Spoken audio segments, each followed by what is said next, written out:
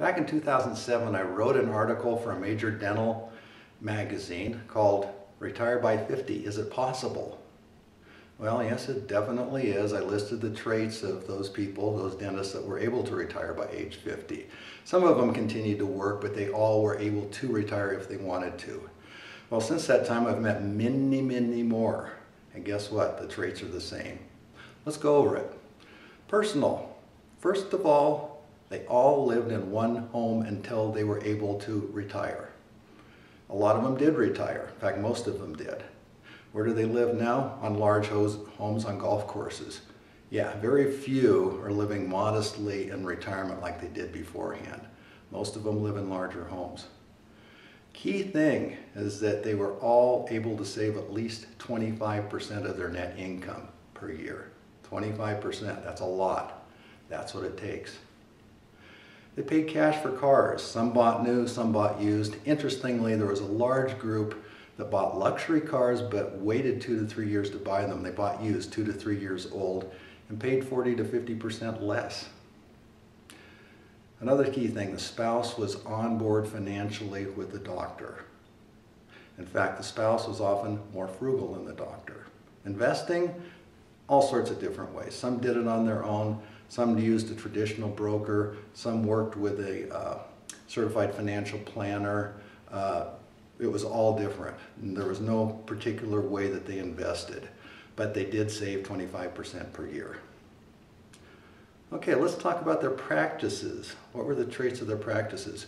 Most had 2 to 4 employees only. In other words, they were in small practices. Very few had high tech. Their initial practice loans, they normally would take out 10-year loans. Their initial practice loans are almost always paid off early, normally within about 5 years. And they did not take out another practice loan. No sequel loans. Any improvements, equipment, anything like that was paid from a practice fund in cash.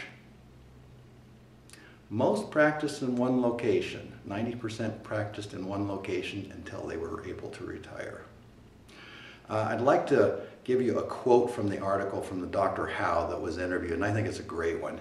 He says, any decision to spend capital is a decision to work longer to pay for that decision.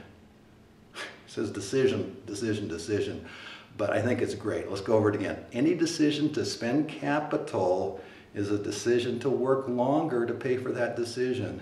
Isn't that true? Well, what can a mid-career dentist do to help out? Most of us can't save 25% per year or haven't been able to. What can we do? What kind of corrections can we make that may be easy for us? Okay, the biggest one by far is not to buy the large home after that initial practice loan is paid off. A lot of times practice loans are $6,000 a month now. All of a sudden, 10 years out, honey, we've got $6,000 extra per month. Rather than buy that large home, which most of us do, put it into savings. Pay cash for toys. This includes boats, RVs, Cerax, cone beams, anything that's a toy. And we're calling neat practice things, lasers or whatever, toys, but anything that's a piece of equipment that you really, really want, pay cash for it. With your home, homes can be money pits, especially large homes. Stage upgrades. Don't pay more on average than 2% of your home value per year for upgrades. Now, for a $500,000 home, that's $10,000. If you pay $20,000 for a new bathroom 1 year, wait a couple years to buy anything else.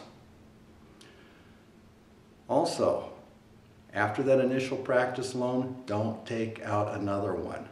Pay with cash, have a cash fund in your practice. And finally, involve your spouse with major financial decisions.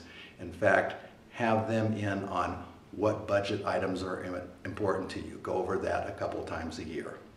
Thanks so much for listening.